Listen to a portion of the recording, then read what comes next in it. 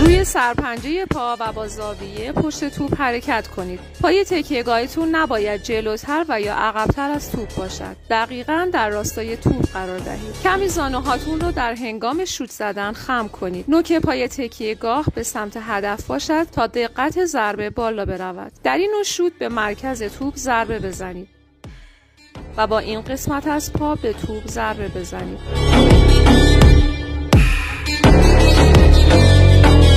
پس از ضربه پاتون رو دقیقاً به سمت توپ بکشید. پای ضربه زننده را به این اندازه به عقب بکشید تا قدرت کافی را داشته باشد. پس از ضربه پای تکیهگاه را کمی از زمین بلند کنید و با پای ضربه زننده فرود بیایید.